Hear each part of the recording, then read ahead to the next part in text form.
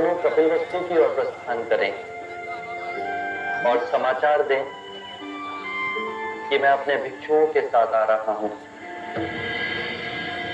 अब कपिलवस्तु के घर घर में दीप जलाए जाएंगे। आप किन विचारों में खो गए? मैं तो हर क्षण बुद्ध में खोता जा रहा हूं। इतने शांत और सुगम, जैसे आकाश में स्वतंत्र मंडराते बादल। चिंता मारी, चाह मारी। इस चाह के मार्ग में मैंने कई उपद्रव किए और देखे, फिर आपको देखा। आप पूर्ण स्वतंत्र। ये संसार अब आपको नहीं बांध सकता। मैं आपके चरणों में रहना चाहता, आपका भिक्षु बनना चाहता।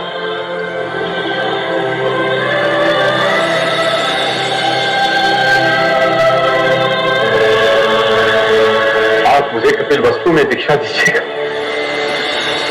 आपका भिक्षु बना तो मेरा जीवन सफल हो जाएगा। चन्ना, तुम भिक्षु ना बनोगे? मैं भिक्षु कैसे बन सकता हूं? मैं तो साथी पुत्र हूं।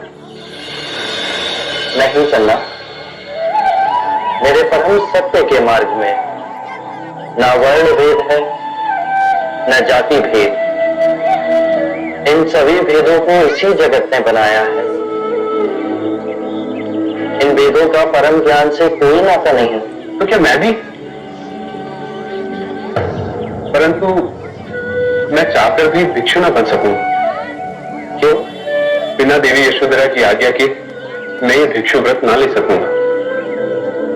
जब मैं आपको वन छोड़कर कपिलवस्तु वापस लौटा तो मैं बहुत दुखी था। देवी यशोधरा ने अपनी पीड़ा को बुलाकर मेरे दुख को संभाला, मुझे दिन रात सांत्वना दी। वो महाराज और महादेवी की बैसाखी बनी। राहुल को मां और पिता का प्रेम दिया। मैं ऐसी कठिन परिस्थिति में उन्हें छोड़कर कदापि नहीं। मेरी इस परम सत्य की खोज में तुम सबका महान त्याग है। यशोधरा का मैं ऋणी हूं।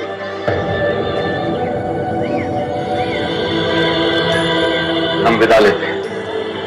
कपिलवस्तु में भेंट होगी।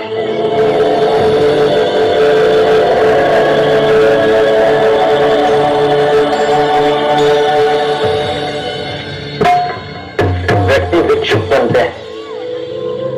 कभी तुमने अंतर्मन के भिक्षु को देखा है? वो देखो, वो जा रहा परम भिक्षु।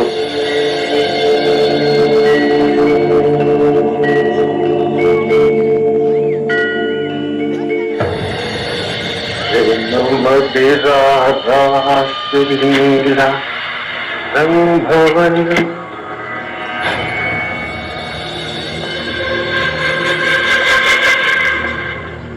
ये क्या पागलपन है यशो? सिद्धार्थ के सन्यासी बनने की सूचना मैंने तुम्हें दी थी और तुम उसी का अनुसरण करने लगी। मैं कृपा मानती हूं तुम्हारी, जो तुमने मुझसे उनके बारे में सत्य कहा। जो रहा सहा मोह था मेरे सौंदर्य को लेकर, अब वो भी समाप्त हो गया।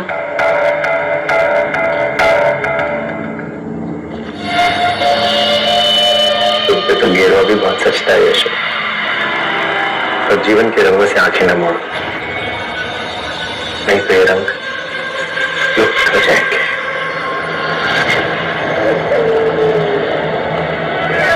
तुम्हारे भाग्य में महादेवी बनना लिखा है यशो।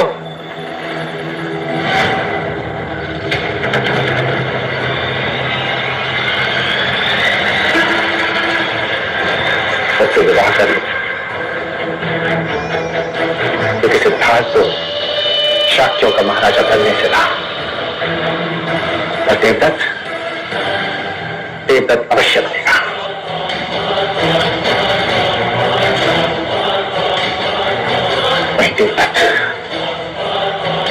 जो दिन रात तुम्हारे प्रेम की अग्नि में चलता है। आयु बढ़ गई पर राजा रानी के खेल से मन नहीं भरा अभी तक तुम्हारा। कभी मिलेगा भी नहीं। मैं तब भी अडिगी रहूंगी। बस केवल कपिल वस्तु के भविष्य पर रोना आएगा, जिसे तुम जैसा अयोग्य राजा मिलेगा। हाँ, सारी योग्यता तो तुम्हारे सिद्धार्थ में भरी है ना, सर्वगुण संपन्न। मत जलाओ अपने आप को प्रतिस्पर्धा में, मत करो अपनी तुलना उनसे।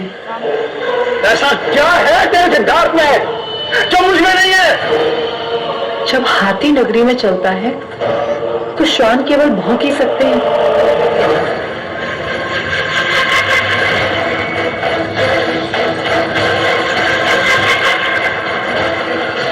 हाथी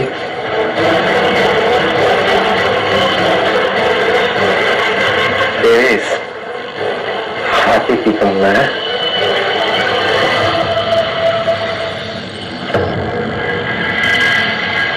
सुनो सुनो सुनो सुनो सुनो, सभी सुनो सुनो, अमात्य और चन्ना आ गए।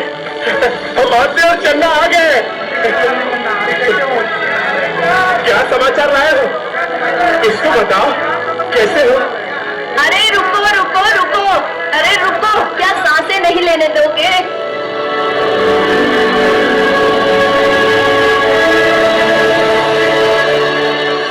आपका धन्यवाद। अब हम सबको धन्य करो। हम सबको ये बताओ कि हमारे भाग्य जागेंगे कि नहीं? जागेंगे, अवश्य जागेंगे। हमारे युवराज सिद्धार्थ शीघ्र ही कपिल वस्तु आ रहे हैं। हे प्रभु,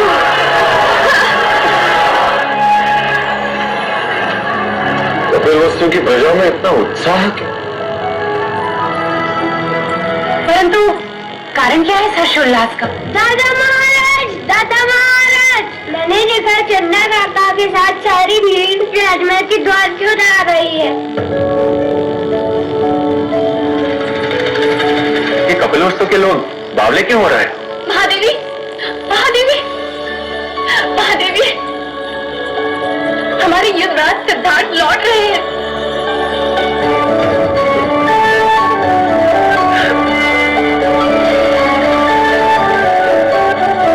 महाराज, क्या मैं बता दूं कि जो हम सोच रहे हैं वो सत्य है? हम आपको निराश नहीं करेंगे महाराज। युवराज सिद्धार्थ कपिल वस्तु आ रहे हैं। पूरे महल को सजाओ, सिद्धार्थ के कक्ष को नए रंग से पुतवाओ, नए कलाकार बुलाओ, उसके कक्ष में नए चित्र बनाओ। क्षमा महाराज, युवराज सिद्धार्थ नहीं, शाक्य मुनि बुद्ध लौट रहे हैं। वो राजमहल में नहीं रहेंगे। सिद्धार्थ अपने घर में नहीं रहेगा। सोने चांदी की जहां चमक हो, छल कपट का जहां निरंतर कारोबार हो, जहां हिंसक प्रवृत्ति बलवान हो, वहां बुद्ध का स्थान नहीं।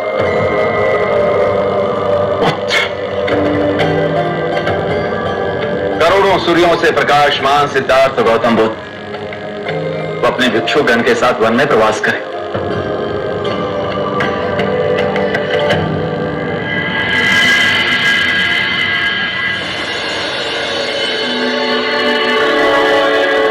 भाई महाराज, क्षण की प्रतीक्षा हम सब ने की, से यूं व्यथा में न गवाए। चन्ना काका, क्या आपने मेरा खिलौना पिताजी को दे दिया? हाँ, वो तुम्हारे बारे में बहुत उत्सुक थे और पूछ रहे थे कि हमारे राहुल का हृदय कैसा है।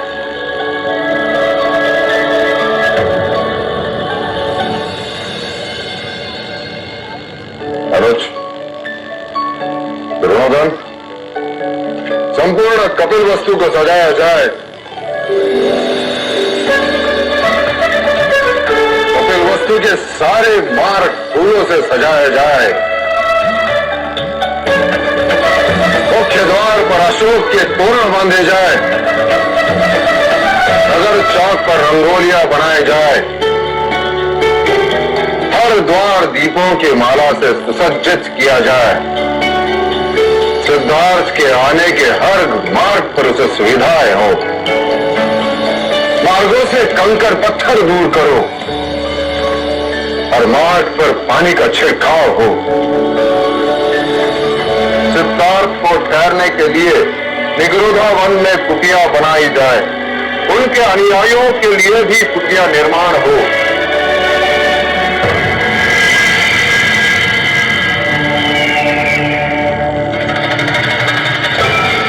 आप नागरिक सिद्धार्थ के आने पे कैसे प्रसन्न है? बड़े बुरे संकेत हैं। 7 वर्षों के पश्चात भी सिद्धार्थ इन लोगों के हृदय में वैसे का वैसा बसा हुआ है।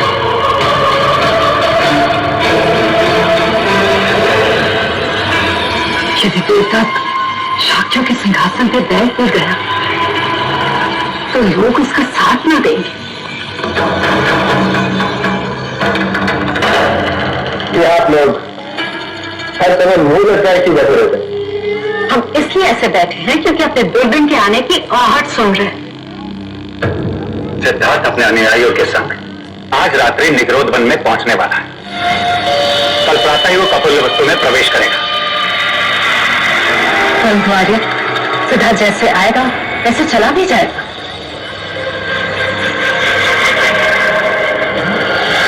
देवता, जब तक सिद्धार्थ आए कोई भी व्यर्थ का वाद विवाद खड़ा मत करना। कोई कांड या उपद्रव भी मत करना। जो निश्चय मैंने किया है मैं उस पर अडिग रहूंगा। अब कौन सी मूर्खता का निश्चय किया तुमने? सिद्धार्थ कपिलवस्तु अवश्य जीवित आया है, किंतु जीवित लौटेगा नहीं। सिद्धार्थ मरेगा, मरेगा सिद्धार्थ, और उसके साथ मरेगी महाराज शुद्धोधन की आशा और यशोधरा का विश्वास। और उसके बाद फिर महाराज शुद्धोधन मुझे शाक्यों के सिंहासन पर बैठाएंगे और यशोधरा मुझे अपना पर चुनेगी। यशोधरा मुझे अपना पर चुनेगी।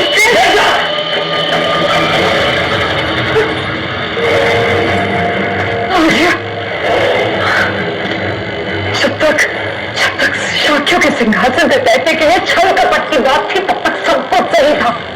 परंतु यदि इसने यशोधरा के साथ कुछ किया तो देवदत्त के पास भागने के लिए भी धरती कम पड़ जाएगी।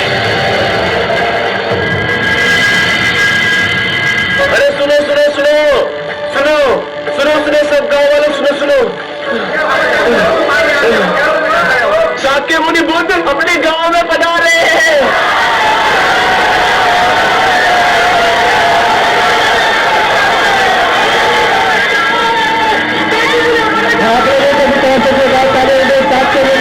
गांव में पधार रहे हैं।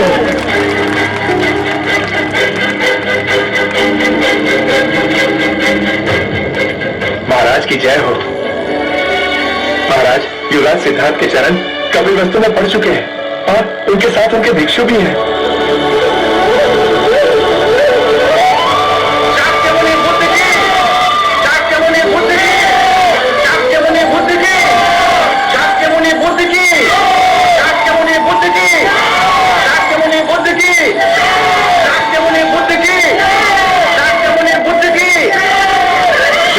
चलना चलो।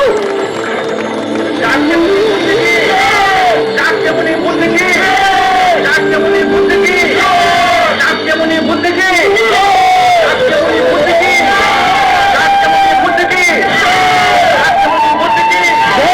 शाक्य मुनि बुद्ध की।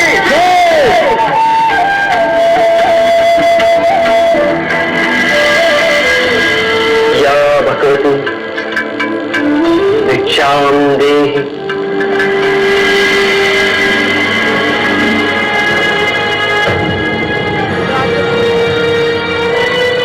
चलो सिद्धार्थ कहाँ है? वो कहीं दिखाई नहीं दे रहा।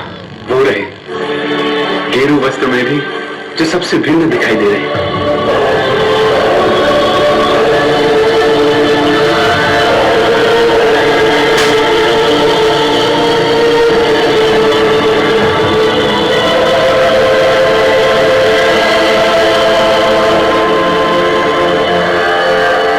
भाग इस बुढ़िया के जो आप शाक्य मुनि बुद्ध इस गरीब के झोपड़े पर आए, परंतु आपको देने के लिए इसके सिवा और कुछ ना है।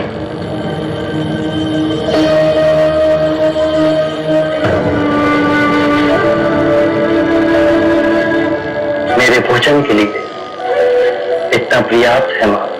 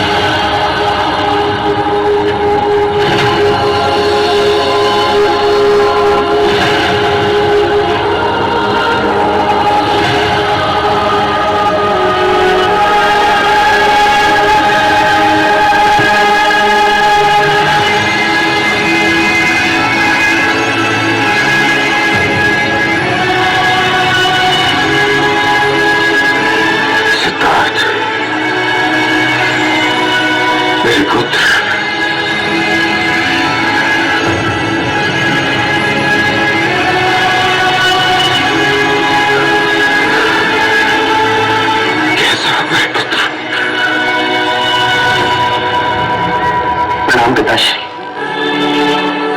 राजमहल की ओर प्रस्थान करें? हाँ हाँ, चला शीघ्र। चलो पुत्र।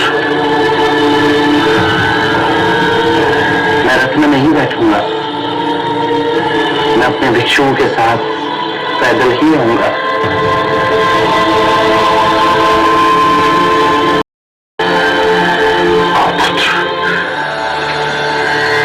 कपिल वस्तु आने के पश्चात हमें लगा कि तुम सर्वप्रथम महल में आओगे, हमसे मिलोगे। तुम्हारी मां ने उत्साह में न जाने कितने व्यंजन बनाए तुम्हारे लिए।